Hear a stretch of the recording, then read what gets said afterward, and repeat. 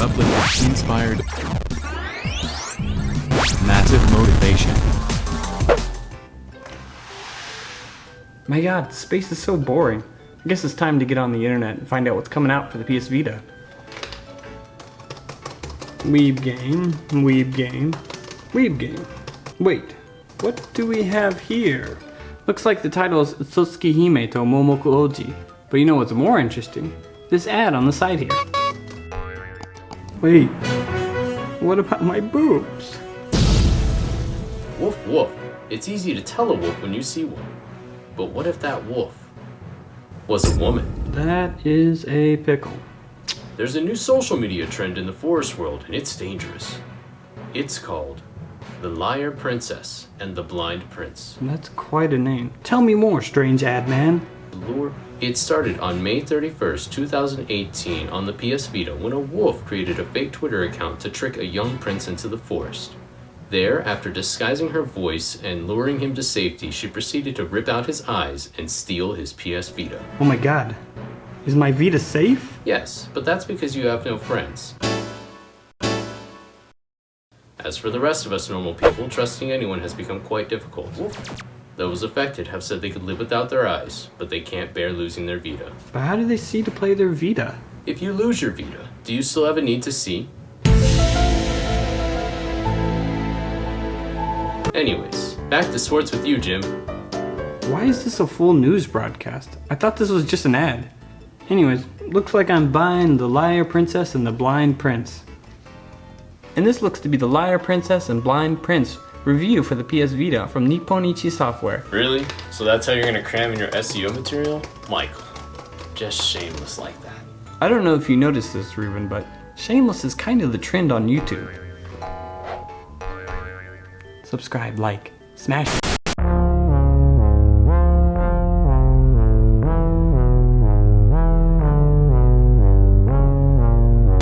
The story of the Liar Princess and the Blind Prince starts out with an okami. That's wolf for all you non-weebs out there. Please can you just stop? Singing some hot bars on a cliff top. She keeps her eyes on the side of her head because forward eyes are too mainstream. And her biggest inspiration is Summer Flounder Rock.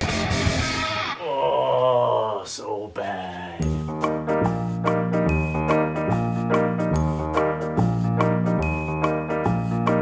It's a sad and lonely world in the witch's forest, and every night she'd come up there to sing, but little did she know her songs invited a strange young prince into the forest, and soon he was so in love with her singing that he was coming every night. When Okami would finish, the prince would clap. At first when she noticed him down below clapping, she thought he was just another foolish human and was going to eat him. However, his clapping was the first time she'd ever been praised.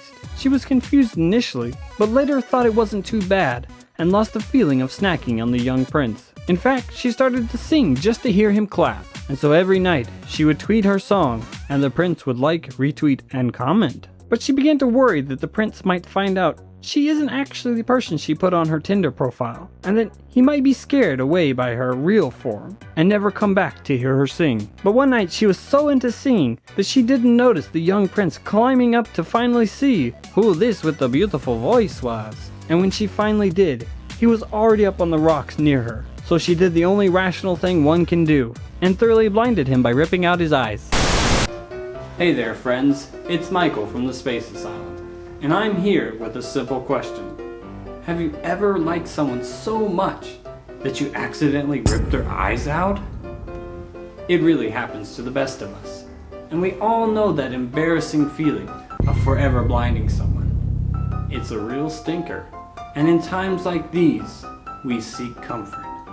And here at the Space Asylum, we have that comfort. Run to our open arms with our New York bestseller, So You Accidentally Blinded a Loved One, Here's How to Cover It Up. We all know how embarrassing it is to take responsibility, and we want to help you avoid that. Act now and get our second bestseller for your crippled loved one. So Your Loved One Blinded You. Now what? Written in Braille. I feel better now. And naturally, as he dangled above the ground, she dropped him, but he didn't forget the feeling of her claw in his hand. Oh yeah, and that feeling of it just slicing through his eyes. Thanks, Space Asylum. When the prince was found by an accompanying soldier, he was taken back to his castle. But he didn't quite get the treatment he thought he would. He was locked away in a tower of the castle because his parents said his face was too messed up for him to go out in public again. Okami hears of this and comes to the tower to see him. And on the way there, she slaughters 4 guards. No big deal, man. Just got these 4 dead guards. Probably couldn't wait to get off work. I guess not today, though. This is where the lying starts. She tells the prince she's actually a princess from another country, and she was allowed to see him. Okami suggests, after having gucha-gucha'd his face in the forest, that she bring him to the forest witch to be healed. But since the prince couldn't forget the memory of the touch of the monster that wounded him, Okami decided first to meet up with the forest witch and ask a favor. There they make a trade. The forest witch will cure him, but she will take Okami's most prized singing voice. She's also given the ability to switch between the princess and wolf form, since the forest is a very harsh and scary place. After this long intro, you finally get to play, and this is where you'll start to notice some unfun. The story is presented in this storybook style that I really dig, and the voice of Reina Kondo as the narrator is pleasant to listen to.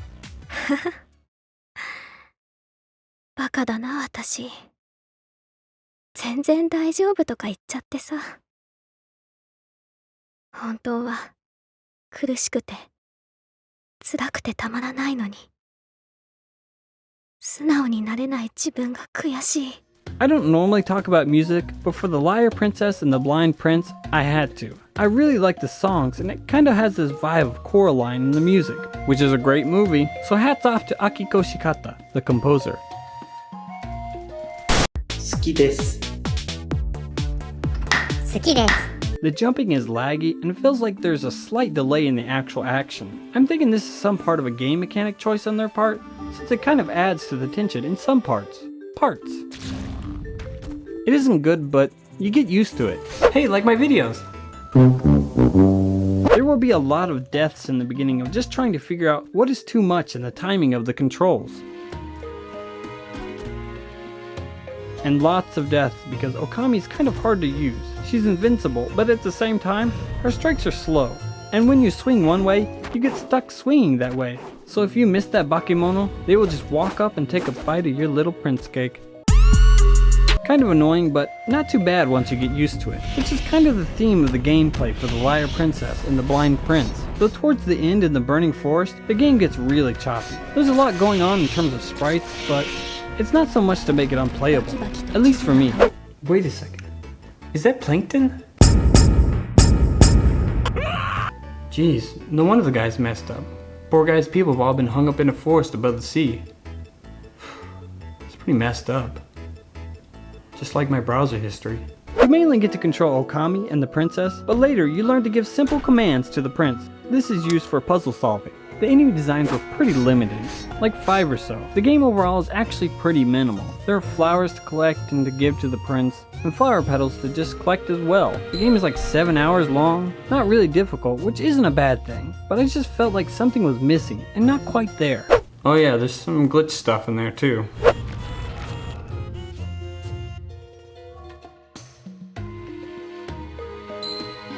I really wanted to love this game. It had all the elements in it. A really cool art style that was unique and interesting. That indie kind of flavor because I'm too cool to care about mainstream stuff. And a wolf with eyes on the side of its head. The trifecta of awesome. And I enjoyed the bits where she was confused about what humans do. Like, what is a picture book? Or that humans must use fire to cook their meals first before eating? What? I thought those moments were great.